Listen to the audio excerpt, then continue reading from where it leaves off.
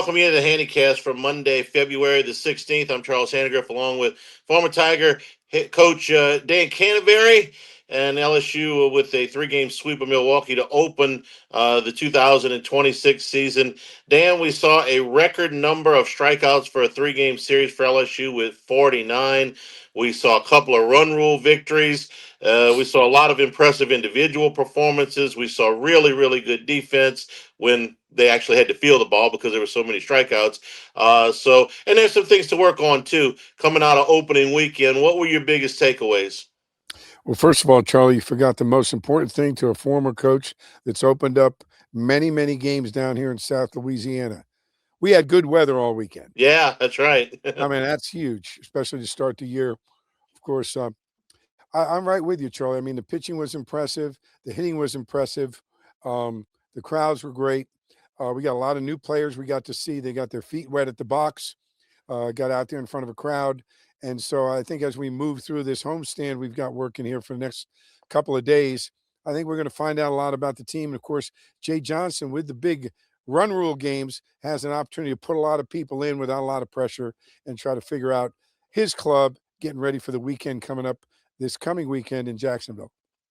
All right, before we start in on game one, let's tell you we're brought to you by Dependable Storage with climate control units, indoor and outdoor RV boat parking in Louisiana, 7 different locations: Youngsville, Houma, Prairieville, Baton Rouge, Jefferson, New Orleans, Slidell. Climate controlled storage units in Louisiana, or climate controlled storage units here throughout the state of Louisiana, and 1 in Mississippi. Whether you're moving or downsizing, seasonal storage, business use, student storage, free use of the rental truck for the move-in process. Like Skip Bertman always says at Dependable Storage, they want your stuff. Go to dependablestorage.com.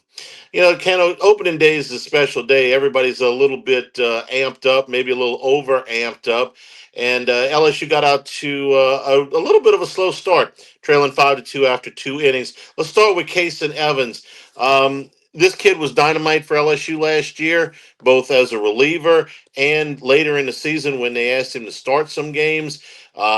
He was a really, really sharp pitcher. Did not seem to be phased as a freshman by a whole lot of things. But the Friday night deal, you guys have said this a million times, it's different when you open up a series. And so that's what Kason Evans is going to have to get acclimated to. I got no doubt that he will. But and I didn't think they hit him particularly hard, but the 4th inning kind of got away from him a little bit. Yeah, I'll tell you what, a couple of things that factor in there. You know, when you play opening day at the box, okay, there's a lot of adrenaline, but the adrenaline really comes with the other team. I mean, let's face it, Milwaukee hadn't been outside. You know, they were looking for fluorescent lights, you know, so from being indoors. Yeah. And big crowd, they probably Friday night when they got out there, that's more than they'll see their entire home schedule in the combined that they saw at the box that night. So that's big. So they're adrenalized. So they're playing their best baseball, high adrenaline. But as I was telling folks, you know, watching the game, about the 6th or 7th inning, that adrenaline wears off, and now they become regular team. And for LSU, guys are used to the box. They're getting out there. They're trying to get into their game. And so it usually levels out in the first game about the 7th inning. And then, of course, the blowout came right after that. So that was it. The other thing about Kason Evans, when he came in relief situations, the game was going on. His adrenaline was pumping. He came in crucial situations, high leverage situations. The adrenaline carried him. Okay. When he started games, he started in the playoffs. And so the high energy, high intensity. I think the more and more he goes out there, he's got to learn how to prepare to start the first game of a series and have that kind of high adrenaline, but be able to carry it through to 5 or 6 innings. And so that's something he's got to learn. But his talent is unquestioned. He's going to get there. And, of course, Nate Yeskie is going to do a great job with him. So I don't think we have a lot to worry about with Kason Evans. I think it's going to kind of fall into itself as we move forward. I think he's going to figure it out. He's going to be fine. And even though he gave up some runs, he still pitched pretty well, just not the best we've seen him at previously. Cooper Williams, a young man you were exceptionally high on a year ago, and he came in relief of Evans. He pitched well for 2 2/3 innings. He only gave up the homer but that was it. No walks and 5 strikeouts. And really, Dan, Cooper Williams is one of the guys that we're watching pretty close here in the pre-conference as to what his role might be. Is it going to be in that weekend rotation when they get into Southeastern Conference play? Is it going to be in long relief? He came in, and I thought he did a nice job, saved the one pitch. Yeah, I thought he did really, really well. And of course, you're going to give up homers, especially at the box or any time. Again, these guys are adrenalized. You make one bad pitch, they get it out. But And it was the key, warm for February, right? I right? mean, March. And the other thing is, the thing is, Skip Bourbon used to say all the time, the solo homer's a kiss of death. Solo homers don't bother you. It's just one run. Okay. It's the bad inning. We walk a guy, give up a hit, and then give up a homer. That's trouble. But the fact is, he gave up the homer and he got the guys out. He didn't walk anybody, struck out the 5 guys. I think you're going to see him evolve into a big role on this staff. I said it last year. I really like him. I think he's highly competitive. Don't be surprised if he ends up, being in a weekend rotation by the time you get to the SEC. and I thought we talked about the emotions of opening day. I thought the emotions were not greater for anybody more than Gavin Guidry, because Cano, when you come back from an entire year on the shelf, and remember that the last time this guy pitched before Friday was the last out of the national championship in Omaha, and then having to go back a couple of years, excuse me, to 23 rather. He pitched in 24, but you're going back 2 years. I thought he brought a lot of emotion to the mound. You could kind of see it in his body language. The strikeouts going, didn't walk anybody. The breaking ball was really working. And Dan, for me with Gavin Guidry, it's a really, really good breaking ball. When the fastball is complementing it, and I think the fastball has gotten better, he's a really, really difficult pitcher to hit. And this is somebody that LSU is going to look for at some point to close games. I'm not telling you he's going to be the full-time closer, but they're going to look at him to close games. And I thought for the first time out in an entire season off, I thought he was great. He was outstanding. You can see that Nate Yeski's brought in a little cutter, a curveball. So he's got two kinds of curveballs. The big curveball can use for strikeout, which I think is very good for him because that curveball is so good that you lock people up and it freezes the umpire sometimes. It's hard to get for a called strike. You need him to swing at it. So that big curveball he can use in 2 strike counts. To get there, he's got his fastball and a little cutter and some change up to the lefties. So, I mean, he's got more arsenal to get there. I think the big thing you got to realize, the fans are just so happy he came back. He is Yeah. the ultimate LSU Tiger. Grew up in Lake Charles, always wanted to be a Tiger. An emotional leader on the pitching staff and on the team. Where's number 8? Crowd favorite. I mean, all the things are going for him. And the fact that he's a warrior and he came back from a serious injury, fought his way back. And I was impressed last year during the national championship run that he was there the whole time on the bench, 100% in the game, even though he couldn't play. That says a lot about leadership. And I think he's really a key cog, not only on the field, but in the clubhouse and on the bench for this team. We're brought to you by Bayou Apparel. You're looking for anything LSU, go to everything LSU. You know what they got right now, Cano? They got a whole Lane Kiffin section of apparel right now. They got the Lane Train shirts. It's got the purple and gold train with the state of Louisiana in the background. They've got the visor with the headphones on shirts, the visor tees. Of course, you can get a ton of great polos from Bayou Apparel at everythinglsu.com. Some really sharp looking stuff. The old Sailor Mike logos that a lot of people like. The traditional Tigers, the interlocking LSU baseball pennants, the baseball graphics. There's still some shirts that are left from the national championship lot. So you can still buy national championship shirts from last year. And if you're a big Lynn Rollins fan, they got the Pucker Up and Kiss That Baby Goodbye shirt. So you want anything LSU, go to everything LSU, shipping from right here in Baton Rouge. Didn't buy all those shirts up. What's that? Didn't Lynn buy all those shirts up? I was there today. I think Lynn bought them all up. He might have. He might. There's some sharp looking shirts. If you're a Lynn Rollins fan, they're a must have, for sure. Let's talk about a couple other things before we move on to game two. Zach York, pretty good debut. The first pitch he sees goes over the right field wall. Dan, we predicted that he was going to be a crowd favorite, and I got no doubt about that prediction. Now, It was his only hit of the weekend, but it did go over the fence. So good start for him, and for Cade Aaron Beatty, I thought look, they're asking a lot. They're expecting a lot out of this young man this year. He's going to be your full time starting catcher, but when he's not catching, it looks like that bat's going to be in there as a DH because he just crushed the ball this weekend. So couple of batters that we want to talk about from game one. Yeah, Katie Aaron Beatty really showed a lot of growth, and as said on the TV broadcast by Ben McDonald, Jay Johnson felt he was hands down the most improved player from last year to this year, and that's a good sign. York, he's going to hit. The one thing I love about York is he got hit by pitch. He took a lot of walks. Like he's not going to. He's a good hitter. He's not just a power hitter. He's a good hitter. Has good at bats. And I think that's key. And I think as you get in deeper and deeper in the season, those at bats are going to come into play a little bit more. The other guy, of course, you talked about those two guys, but Seth Dardar, I was going to get you to know, Dardar. Yeah, go ahead. Charlie, because that was impressive. Yeah. He came into the game. He's got the homer, drove in 3 runs. It earned him more time later in the weekend. Dan, he was a very good hitter at Kansas State. He had 13 homers a season ago, and Jay Johnson's going to have multiple options at second base, maybe at third base as well. And Seth Dardar is going to be right there in the middle of that. And we're going to talk about what they're going to do with Braden Simpson and Trent Caraway, but. You texted me after that. It's like Dardar's earned himself some more playing time with that outing. Yeah, with that outing, he earned himself some playing time. I think the other thing we saw, Dardar goes in there, and I think he has an advantage over a lot of the new transfer players in the fact that he grew up in Mandeville. He grew up with the LSU Tigers, place he always wanted to go, played at Holy Cross down in New Orleans. And the fact is, he was at the place he always wanted to be. So he was adrenalized, excited to go, and then got that key pinch hit home run, which really ignited the team. And so, really proud of him.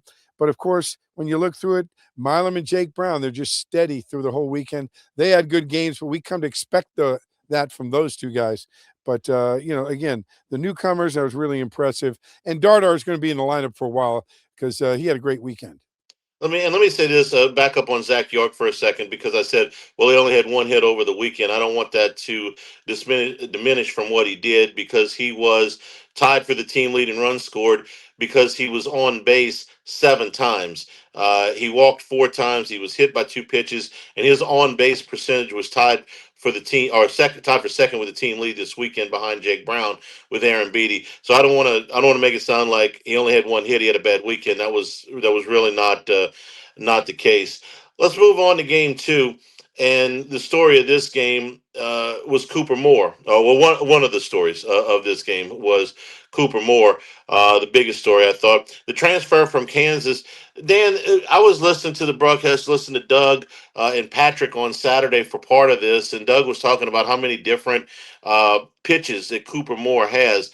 Now, you watch him, he's a classic right-handed power pitcher, 93, 94. But this array of breaking pitches that he's got, and in particular, like Zach Cowan a year ago, maybe you compare and contrast a little bit with that changeup that looks like his best pitch.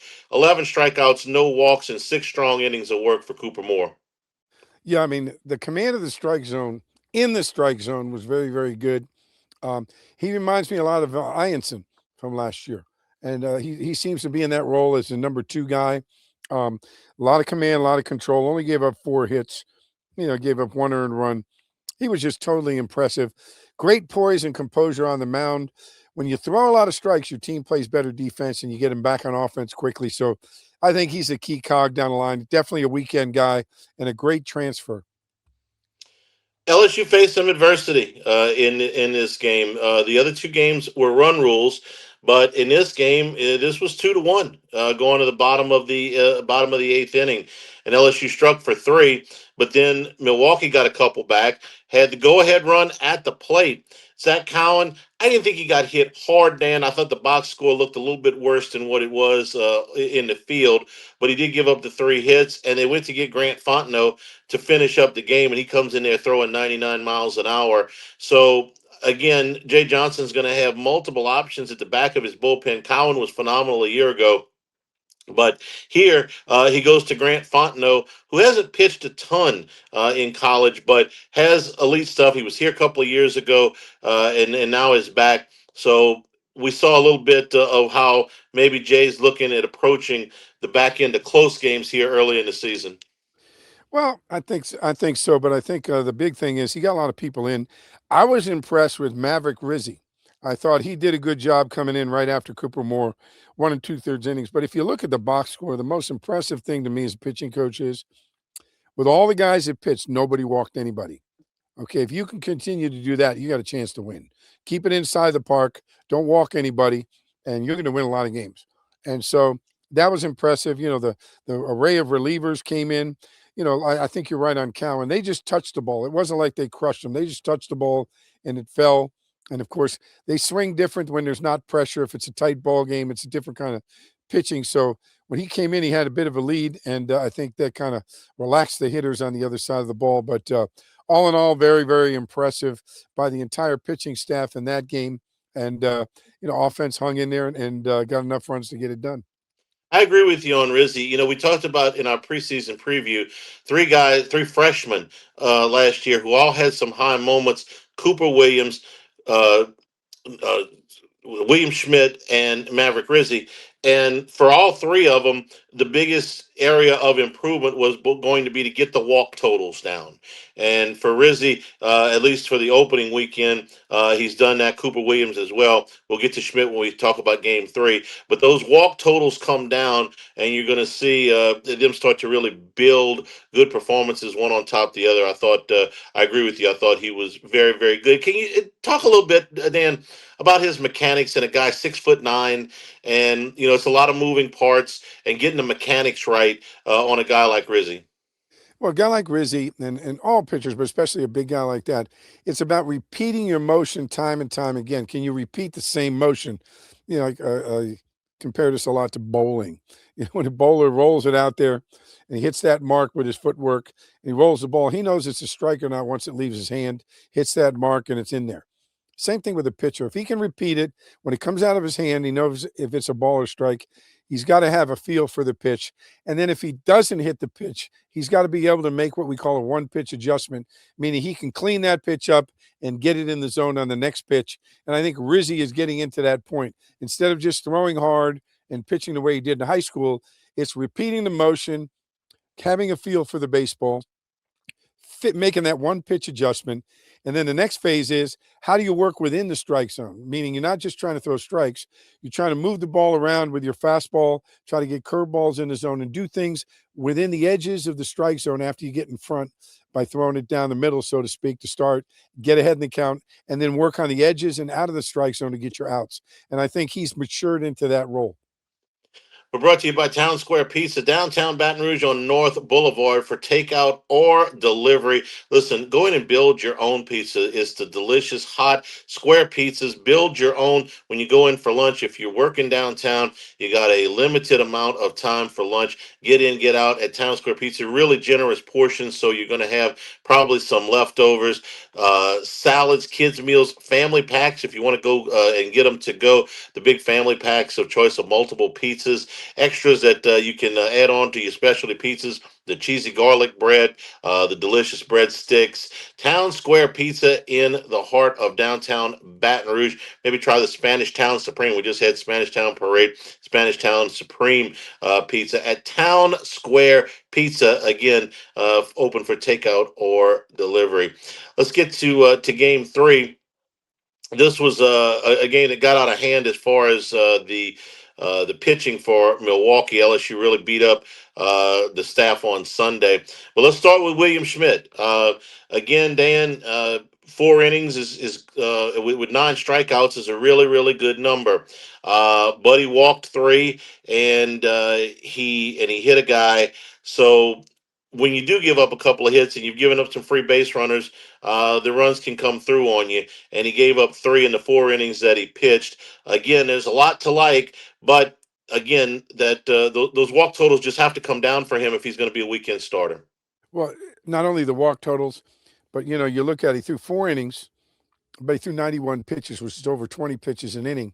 If you're going to be a weekend starter, you've got to get into the 6th inning to allow the team to have a chance to win, and high percentage chance to win. And so that's the thing. It's not only just the walks, but it's the pitch count. You got to conserve your pitch. You want to be, between 12 and 15 pitches an inning tops, and get out of that inning and try to keep that pitch count down so you can get deeper in the game. And he's just got to work his way into that role. Um, I think on the offensive, well, you're talking about pitching right now. We'll get to offense in a second. Garcia came in, got his feet wet, but then Sheeran came in and kind of shut the door down with a couple of strikeouts. And then Paz at the end, giving up 4 hits, 44 pitches in 2 innings. But again, also too many walks in that game. There's 6 walks, in the game in only 7 innings. So that with that Sunday staff, that's got to pick up a little bit. We got to do a better job, getting the ball over the plate and keeping those pitch counts down. They've done a good job with that. Only 2 walks in the first 2 games, but you're right. It got away from him a little bit on Sunday. And Jay Johnson was only kind of joking when he said, Schmidt struck out too many guys because the pitch count was something that he mentioned too. Let me ask you about Sharon for a second here, because we started to get asked about him. I would say about the middle of last May, Dan, if you remember this, as the regular season was winding down and he's finally coming back, and it looked like he might be able to pitch, and there might have been a game or two late that they could get him into, and it's like, well, maybe they can use this guy in the postseason. They decided against that. They decided to stay a little bit more cautious, but man, this guy's got some serious stuff, man. I mean, the radar gun is lit up, and you look at him and you go, "Hey, that guy gets in a game with a 1-run game in the 9th inning. We need a strikeout. That guy can help us here." I look for him to be much like Chase Shores. You got to bring him along after the surgery. You got to bring him along, and I'm sure that Jay Johnson, is looking for him to be a major cog in his bullpen, and possibly, depending on where he goes, you don't know where it's going to go. He could be a guy that could be in a rotation, or be a midweek starter, or be a valuable guy out of the pen. You don't know what role. You just want to get him out there and get him pitching and let him evolve into where he's going to be. We're brought to you by the Capital Area USSSA Baseball Affiliate, hosting events at all levels of skills, rec and all-star divisions, league play, AA, AAA, Major League, state, and national events. Tons of events coming up here in the spring. For more information, contact Lane Petrie at 225-771-9095. 225-771-9095. The Capital Area USSSA. And also by Cina Italian Restaurant, located in the heart of downtown Hammond, an upscale Italian restaurant serving traditional dishes in contemporary fashion, inspired by the abundance of fresh local produce and the ways of old. Cina's goal: to use local ingredients and delicious recipes to create an exceptional dining experience to be enjoyed by everyone. Cina, in the heart of downtown Hammond. All right, Dan. So the nice week by Jake Brown on Sunday. Drove in 6 runs. He had the grand slam, had 2 home runs. Somebody asked me a week ago, who do you think will lead LSU in home runs? I said Jake Brown. If it ends up being Aaron Beatty or York or somebody else, I'll say okay. But I like Jake Brown, and he had just such a huge weekend. He ended up with 6 hits on the weekend and drove in 8 runs. So that outfield's pretty solid, and Jake Brown off to a tremendous start. Yeah, I thought he's a guy you're counting on to be one of the key cogs, great leader, leader of the offense. And again, I'm going to add something here, Charlie, though, because of the closeness of the games until deeper in the innings of the first 2 games, against Milwaukee, traditionally not a very powerful team, coming from the north, trying to get their outside eyes in, so to speak. Because of that, they had a chance, they felt, to win the games, the first 2 games, until we got into the 8th inning or so. And so they used all their good pitching. And so once the starter was out of the game, they used people that normally, if they were getting beat in the 5th or 6th inning by 8 runs or more, they would have thrown in the white flag and put these guys in to get some experience. But they had to use them all on Sunday. And so hence the beating that took place, which is never good for either side. But thank God for the 10-run rule. It's kind of like a mercy rule, which is a good thing. So the quality of pitching wasn't good, but you can't take away from the fact that the guys, put it on him, laid it on there. Curiel had a great day, of course, with 3 hits and 3 RBIs, and Jake Brown had a great day. Aaron Beatty once again scored 2 runs, 2 for 4. And let me add this, Charlie. When you're talking about hitting, and everybody's into batting averages and home runs and things, but the two most important categories, well, 3 really, for the coach is runs scored, RBIs, and on base percentage. If you get on base, that helps the team score runs. But if you get a hit, you either got to score a run or knock in a run, or it really doesn't mean anything. And so the fact that like York getting on base and scoring, however you get on, if you don't hit a homer, get on base and score. So those things are very, very important to the coach. And I think that's one of the good things if you look throughout the weekend. Guys were getting on base, guys were scoring, guys were producing runs with their hits and with their walks. And I think that's one thing Jay's looking for from a team offense standpoint. Billy Bean approves this message. Okay, with the OBP, you're good there. Let me ask you a question on. I guess we'll call this defense, but it's more of a position shuffle right now because we saw Trent Caraway, the transfer from Oregon State, open up at third base, but then later in the weekend we saw him get a start at second base. Seth Dardar, that day on Friday, earned himself a start. He got a start in there. Tanner Reeves got to play in 2 of the 3 games. So we've seen Dardar at second. We've seen Caraway at third and second. So they've got some choices here as they look at this. And we saw John Pearson get the start at third in game 3. He got a hit.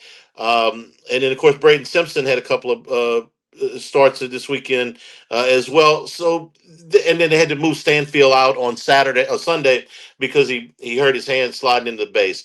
So, talk to me a little bit about this position shuffle. We knew this was going to be the case, probably be the case for a few more weeks. But what did you see?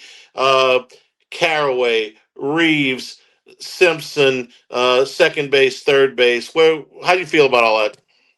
It gives Jay a lot of maneuverability as he gets in a game. One of the things that coaches like that make the teams better is internal competition, and Jay's got a lot of it going on right now.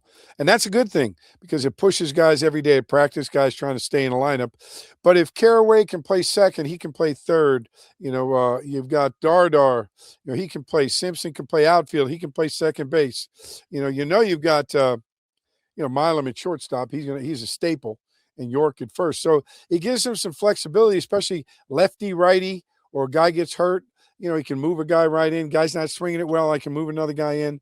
So I think this gives Jay a lot of flexibility. And I want to tell you one thing that may have gone unnoticed, but Jack Ruckert came in on defense at the end of the game in a couple of ball games, true freshman out of Catholic High. That says a lot. With all those guys playing those middle infield positions, that they feel Ruckert is really strong, on the defensive side. And of course, Tanner Reeves can play anywhere, and he played last year, and he's a real good hitter, super junior college player. So there's a lot of pieces in those other positions, second base, third base, DH, and some outfield. But they got a lot of options, and that gives Jay a lot of in-game options. I got one more question about one more player, but first I want you to tell people about what's going on over at Marucci right now, MarucciSports.com. You can now take the tour, Dan, of their entire facility off of Segan Lane. And I got a chance to do this past summer. And for baseball fans, it's a real treat. You get to see how the bats are made. You get to see some ex-LSU players that are playing out there. You get to see the museum. So how Jack Marucci started this in his backyard. If you're a memorabilia collector, the walls are lined with baseball cards as you're walking down the halls. And you see a lot of the old players. It's a really cool deal. If you haven't had a chance to get over there and see I guess getting close to completed facility over at Marucci Sports. Yeah, Marucci's constantly evolving, and that's one of the things about Marucci. Whenever you go over there, there's a new building. There's something new. Uh, Kurt Ainsworth never rests. He's always got a new idea and a new concept. But again, they've got the hitter's house. They got the store there. We can get all your baseball equipment. They've got a team facility you can rent in the rain to do indoor work. And of course, now that with the campus tours, people can take that tour. They've got physical therapy there. They've got training. They've got just about everything right there on McCann Drive. And so Marucci constantly growing. And of course, now Charlie, spring training is going on. It's their time of year for the major leagues. Well, now they got all the colleges, and now the youth leagues are getting off the ground. Now it's time for them to focus in being the official bat sponsor of Major League Baseball. The last player I wanted to ask you about before we wrap up our first episode of the regular season is Omar Cerna, who is the backup catcher, Dan. But I'll tell you what really caught my attention was on Sunday. Jay Johnson had Kate Arambidi back as a starting catcher, but he had Cerna in as a DH. And then on Saturday, those roles were reversed. I know some coaches are reluctant to put two catchers in the game at the same time, with one of them as a DH, be it the risk of injury or the fact that that guy can't go down to the bullpen and warm up other guys if they're the DH sometime. So you got to be a really good hitter if you're going to be a catcher that goes in there as DH, and you got both of those catchers in there at the same time. So I thought maybe I'm making too much of it, Dan. You're a coach, but tell me, when you got both of those catchers in the game at the same time, that means you think those cats can hit. Charlie, I'm going to throw one thing out that you said. He doesn't have to go warm up the pitchers anymore. They got managers to do that down the bullpen. Okay. But I will tell you this. The one reason Jay can do that is because of the depth of his pitching staff. Because say one of them does get hurt, the DH can go in the game, and now the pitchers hit for themselves in that spot. Right. You lose the DH. Well, you can keep rotating pitchers, and because he got such a deep bench, he can put a guy in and not lose anything at the plate. So he's got so much depth in his hitting and so much depth in his pitching that if that happens, he doesn't lose anything really with all the depth he's got on both sides of the ball. All right. So you like Cerna as a hitter? You got to play him as a hitter. He's a big, strong kid that can get out of the park. And if you're the head coach and you're the hitting coach, you're always going to play offense. Well, I did hear when Jay said prior to the season starting that maybe in the next two draft classes, because Cerna's a year behind Aaron Beatty, he might be the top catcher drafted in these next two draft classes, or in those consecutive draft classes. You got a couple of years to wait for that, but that's good for LSU. All right, next week we'll all be back in the studio full force, and looking forward to it. What are some of the things? We got a couple of midweek games this week, Dan. We probably see Jaden Newt tonight. I think we're going to see Reagan Ricken at some point. So anybody else that you didn't see the opening weekend that you're looking forward to seeing? I think we may see some of these guys repeat, the guys that did short stints, depending on how the games go. This is kind of get everybody in these next couple of games. I'm really looking forward to seeing what we do in the weekend in Jacksonville against some upper level competition that I think is really going to give Jay a good read on going into the SEC. All right. For Dan Canevari, I'm Charles Hanagriff. And for Monday, February the 16th, this has been the Hannycast.